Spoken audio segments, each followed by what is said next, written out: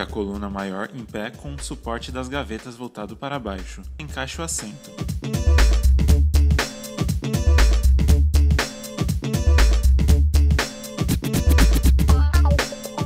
Em seguida, fixe os parafusos na parte traseira conforme o vídeo.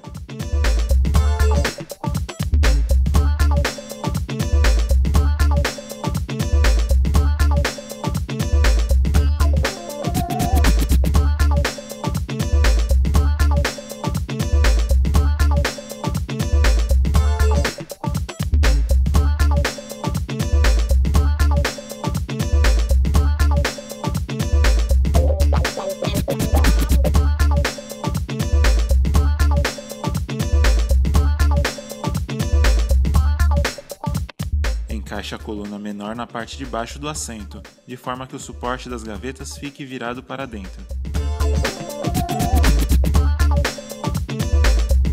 Posicione a base sobre o que já foi montado e pressione até encaixar.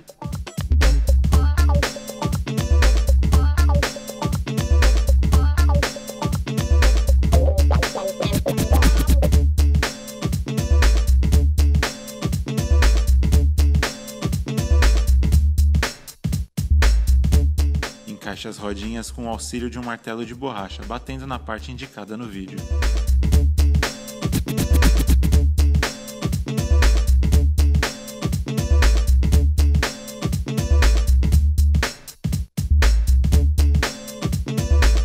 Coloque a cadeira novamente em pé e encaixe o encosto na parte de cima da coluna, empurrando para baixo até encaixar.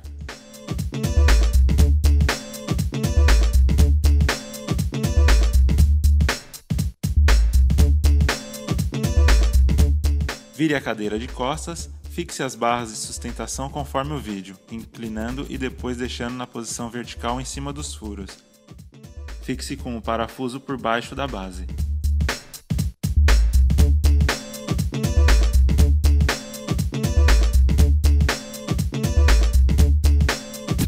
Coloque a mesa em seu encaixe, regule a altura desejada e aperte para fixar.